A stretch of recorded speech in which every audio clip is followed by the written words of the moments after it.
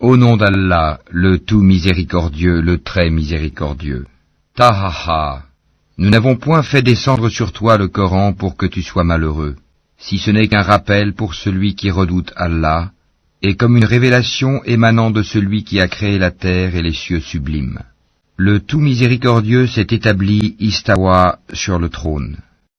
À lui appartient ce qui est dans les cieux, sur la terre, ce qui est entre eux, et ce qui est sous le sol humide. Et si tu élèves la voix, il connaît certes les secrets, même les plus cachés. Allah, point de divinité que lui, il possède les noms les plus beaux. Le récit de Moïse t'est-il parvenu? Lorsqu'il vit du feu, il dit à sa famille, « Restez ici, je vois du feu de loin, peut-être vous en apporterai-je un tison, ou trouverai-je auprès du feu de quoi me guider. » Puis, lorsqu'il y arriva, il fut interpellé. « Moïse, je suis ton Seigneur, enlève tes sandales, car tu es dans la vallée sacrée, Touwa. Moi je t'ai choisi, écoute donc ce qui va être révélé. Certes, c'est moi, Allah, point de divinité que moi, adore-moi donc et accomplis la salate pour te souvenir de moi. L'heure va certes arriver, je la cache à peine pour que chaque âme soit rétribuée selon ses efforts. Que celui qui n'y croit pas et qui suit sa propre passion ne t'en détourne pas, sinon tu périras. Et qu'est-ce qu'il y a dans ta main droite, ô Moïse? Il dit, c'est mon bâton sur lequel je m'appuie qui me sert à effeuiller les arbres pour mes moutons, et j'en fais d'autres usages. Allah lui dit, jette-le, ô Moïse. Il le jeta, et le voici un serpent qui rampait. Allah dit, saisis-le et ne crains rien, nous le ramènerons à son premier état. Et serre ta main sous ton aisselle, elle en sortira blanche, sans aucun mal, et ce sera là un autre prodige, afin que nous te fassions voir de nos prodiges les plus importants. Rends-toi auprès de Pharaon, car il a outrepassé toute limite. Moïse dit, Seigneur, ouvre ma poitrine, et facilite ma mission, et dénoue un nœud en ma langue, afin qu'il comprenne mes paroles, et assigne-moi un assistant de ma famille, Aaron mon frère, accrois par lui ma force, et associe-le à ma mission, afin que nous te glorifions beaucoup, et que nous t'invoquions beaucoup. Et toi, certes, tu es très clairvoyant sur nous. Allah dit, ta demande est exaucée, ô Moïse. Et nous t'avons déjà favorisé une première fois, lorsque nous révélâmes à ta mère ce qui fut révélé. Mets-le dans le coffret, puis jette celui-ci dans les flots, pour qu'ensuite le fleuve le lance sur la rive. Et j'ai répandu sur toi une affection de ma part, afin que tu sois élevé sous mon œil.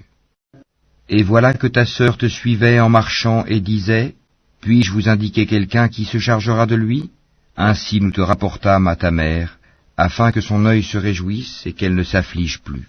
Tu tuas ensuite un individu, nous te sauvâmes des craintes qui t'oppressaient, et nous t'imposâmes plusieurs épreuves. Puis tu demeuras des années durant chez les habitants de Madian. Ensuite tu es venu, ô Moïse, conformément à un décret. Et je t'ai assigné à moi-même. Pars, toi et ton frère, avec mes prodiges, et ne négligez pas de m'invoquer. Allez vers Pharaon, il s'est vraiment rebellé. Puis parlez-lui gentiment.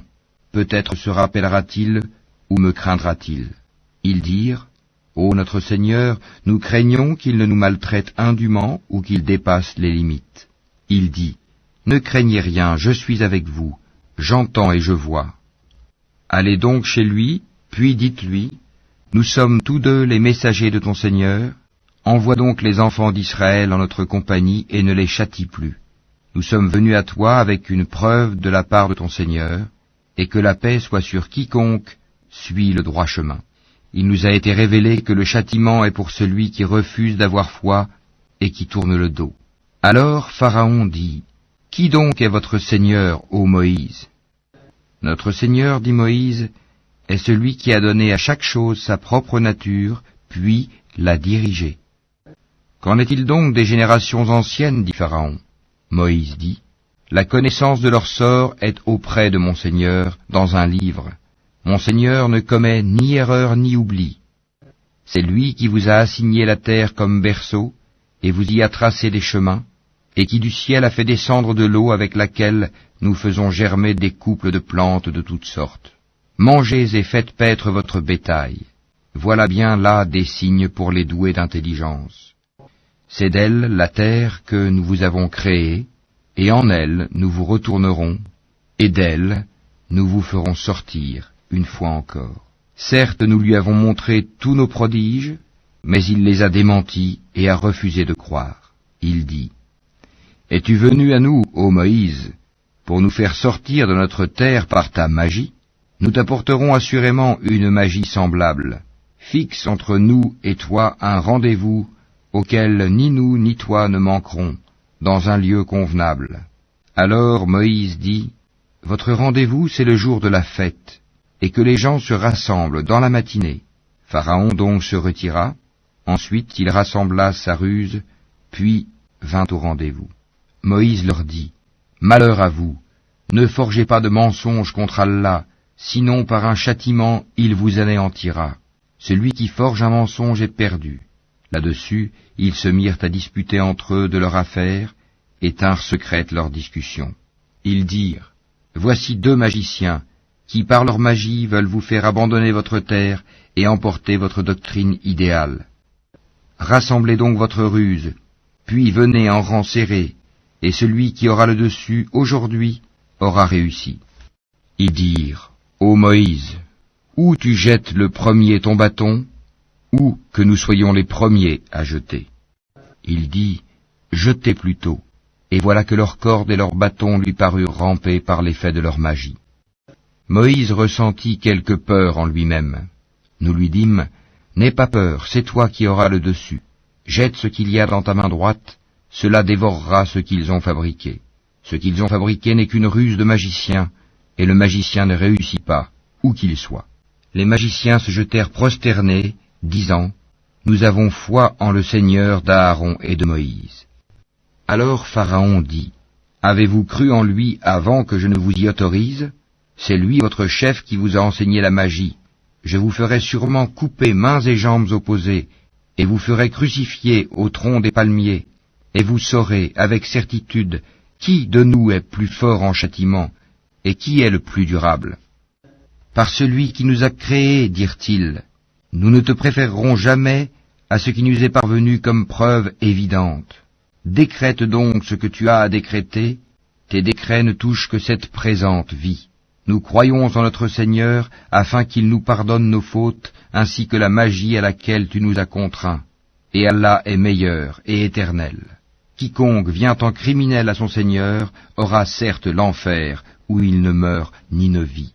Et quiconque vient auprès de lui en croyant, après avoir fait de bonnes œuvres, voilà donc ceux qui auront les plus hauts rangs, les jardins du séjour éternel, sous lesquels coulent les ruisseaux, où ils demeureront éternellement, et voilà la récompense de ceux qui se purifient de la mécréance et des péchés. Nous révélâmes à Moïse, pars la nuit à la tête de mes serviteurs, puis trace-leur un passage à sec dans la mer, sans craindre une poursuite et sans éprouver aucune peur. Pharaon les poursuit avec ses armées, la mer les submergea bel et bien. Pharaon égara ainsi son peuple et ne le mit pas sur le droit chemin. Ô enfants d'Israël, nous vous avons déjà délivrés de votre ennemi, et nous vous avons donné rendez-vous sur le flanc droit du mont, et nous avons fait descendre sur vous la manne et l'écaille. Mangez des bonnes choses que nous vous avons attribuées, et ne vous montrez pas ingrats, sinon ma colère s'abattra sur vous, et celui sur qui ma colère s'abat va sûrement vers l'abîme. Et je suis grand pardonneur à celui qui se repent, croit, fait bonne œuvre, puis se met sur le bon chemin. Pourquoi, Moïse, t'es-tu hâté de quitter ton peuple? Ils sont là sur mes traces, dit Moïse, et je me suis hâté vers toi, Seigneur, afin que tu sois satisfait. Allah dit, nous avons mis ton peuple à l'épreuve après ton départ, et le Samiri les a égarés. Moïse retourna donc vers son peuple, courroucé et chagriné. Il dit, ô mon peuple, votre Seigneur ne vous a-t-il pas déjà fait une belle promesse? L'alliance a-t-elle donc été trop longue pour vous? Ou avez-vous désiré que la colère de votre Seigneur s'abatte sur vous pour avoir trahi votre engagement envers moi? Ils dirent, « Ce n'est pas de notre propre gré que nous avons manqué à notre engagement envers toi, mais nous fûmes chargés de fardeaux d'ornement du peuple de Pharaon, nous les avons donc jetés sur le feu, tout comme le Samiri les a lancés. Puis il en a fait sortir pour eux un veau, un corps à mugissement, et ils ont dit, « C'est votre divinité et la divinité de Moïse. » Il a donc oublié. Quoi? Ne voyait-il pas que le veau ne leur rendait aucune parole, et qu'il ne possédait aucun moyen de leur nuire ou de leur faire du bien? Certes, Aaron leur avait bien dit auparavant, « Ô mon peuple, vous êtes tombés dans la tentation à cause du veau. Or c'est le tout miséricordieux qui est vraiment votre Seigneur. Suivez-moi donc et obéissez à mon commandement. » Ils dirent, « Nous continuerons à y être attachés jusqu'à ce que Moïse retourne vers nous. » Alors Moïse dit, « Qu'est-ce qui t'a empêché, Aaron, quand tu les as vus s'égarer, de me suivre? As-tu donc désobéi à mon commandement? » Aaron dit, « Ô fils de ma mère, ne me prends ni par la barbe ni par la tête. Je craignais que tu ne dises, tu as divisé les enfants d'Israël et tu n'as pas observé mes ordres. » Alors Moïse dit, « Quel a été ton dessein, ô Samiri? » Il dit, « J'ai vu ce qu'ils n'ont pas vu. J'ai donc pris une poignée de la trace de l'envoyé, puis je l'ai lancé. Voilà ce que mon âme m'a suggéré. » Va-t'en, dit Moïse. Dans la vie, tu auras à dire à tout le monde, ne me touchez pas, et il y aura pour toi un rendez-vous que tu ne pourras manquer. Regarde ta divinité que tu as adorée avec assiduité. Nous la brûlerons, certes, et ensuite nous disperserons sa cendre dans les flots. En vérité, votre seul Dieu est Allah, en dehors de qui il n'y a point de divinité. De sa science, il embrasse tout. C'est ainsi que nous te racontons les récits de ce qui s'est passé. C'est bien un rappel de notre part que nous t'avons apporté. Quiconque s'en détourne de ce Coran portera au jour de la résurrection un fardeau. Ils resteront éternellement dans cet état, et quel mauvais fardeau pour eux au jour de la résurrection. Le jour où l'on soufflera dans la trompe, ce jour-là, nous rassemblerons les criminels tout bleus de peur. Ils chuchoteront entre eux. Vous n'êtes restés là que 10 jours. Nous connaissons parfaitement ce qu'ils diront lorsque l'un d'entre eux, dont la conduite est exemplaire, dira « Vous n'êtes restés qu'1 jour ». Et il t'interroge au sujet des montagnes. Dis « Mon Seigneur les dispersera comme la poussière, et les laissera comme une plaine dénudée, dans laquelle tu ne verras ni tortuosité ni dépression. Ce jour-là, ils suivront le convocateur sans tortuosité, et les voix baisseront devant le tout miséricordieux. Tu n'entendras alors qu'un chuchotement.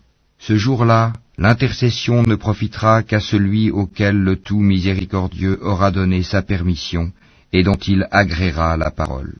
Il connaît ce qui est devant eux et ce qui est derrière eux, alors qu'eux-mêmes ne le cernent pas de leur science. Et les visages s'humilieront devant le vivant, celui qui subsiste par lui-même, Al-Qayyum, et malheureux sera celui qui se présentera devant lui, chargé d'une iniquité. Et quiconque aura fait de bonnes œuvres, tout en étant croyant, ne craindra ni injustice ni oppression. C'est ainsi que nous l'avons fait descendre, un Coran en langue arabe, et nous y avons multiplié les menaces, afin qu'ils deviennent pieux, ou qu'ils les incitent à s'exhorter. Que soit exalté Allah, le vrai souverain.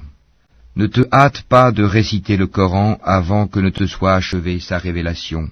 Et dis, ô mon Seigneur, accrois mes connaissances. En effet, nous avons auparavant fait une recommandation à Adam, mais il oublia, et nous n'avons pas trouvé chez lui de résolution ferme. Et quand nous dîmes aux anges, prosternez-vous devant Adam, ils se prosternèrent, excepté Iblis, qui refusa. Alors nous dîmes, ô Adam, celui-là est vraiment un ennemi pour toi et ton épouse. Prenez garde qu'il vous fasse sortir du paradis, car alors tu seras malheureux. Car tu n'y auras pas faim, ni ne seras nu. Tu n'y auras pas soif, ni ne seras frappé par l'ardeur du soleil. Puis le diable le tenta en disant, « Ô Adam, t'indiquerai-je l'arbre de l'éternité et un royaume impérissable ?» Tous deux, Adam et Ève, en mangèrent. Alors leur apparut leur nudité, ils se mirent à se couvrir avec des feuilles du paradis. Adam désobéit ainsi à son Seigneur, et il s'égara. Son Seigneur l'a ensuite élu, agréé son repentir, et l'a guidé. Il dit, « Descendez d'ici, Adam et Ève, vous serez tous, avec vos descendants, ennemis les uns des autres. Puis, si jamais un guide vous vient de ma part, quiconque suit mon guide ne s'égarera ni ne sera malheureux. Et quiconque se détourne de mon rappel mènera certes une vie pleine de gêne, et le jour de la résurrection, nous l'amènerons aveugle au rassemblement. Il dira, « Ô mon Seigneur, pourquoi m'as-tu amené aveugle alors qu'auparavant je voyais ?» Allah lui dira, « De même que nos signes enseignements t'étaient venus et que tu les as oubliés, ainsi aujourd'hui tu es oublié. » Ainsi sanctionnons-nous l'outrancier qui ne croit pas aux révélations de son Seigneur, et certes, le châtiment de l'au-delà est plus sévère et plus durable. Cela ne leur a-t-il pas servi de direction que nous ayons fait périr avant eux tant de générations dans les demeures desquelles ils marchent maintenant? Voilà bien là des leçons pour les doués d'intelligence. N'eût été un décret préalable de ton Seigneur et aussi un terme déjà fixé, leur châtiment aurait été inévitable et immédiat. Supporte patiemment ce qu'ils disent et célèbre sa louange avant le lever du soleil, avant son coucher et pendant la nuit, et exalte sa gloire aux extrémités du jour. Peut-être auras-tu satisfaction. Et ne tends point tes yeux vers ceux dont nous avons donné jouissance temporaire à certains groupes d'entre eux, comme décor de la vie présente, afin de les éprouver par cela. Ce qu'Allah fournit au paradis est meilleur et plus durable. Et commande à ta famille la salate, et fais-la avec persévérance. Nous ne te demandons point de nourriture, c'est à nous de te nourrir. La bonne faim est réservée à la piété. Et ils disent, pourquoi ne nous apporte-t-il pas un miracle de son Seigneur? La preuve, le Coran, de ce que contiennent les écritures anciennes ne leur est-elle pas venue? Et si nous les avions fait périr par un châtiment avant lui, Mohammed, ils auraient certainement dit, ô notre Seigneur, pourquoi ne nous as-tu pas envoyé de messagers? Nous aurions alors suivi tes enseignements avant d'avoir été humiliés et jetés dans l'ignominie. Dis, chacun attend. Attendez donc, vous saurez bientôt qui sont les gens du droit chemin et qui sont les bien guidés.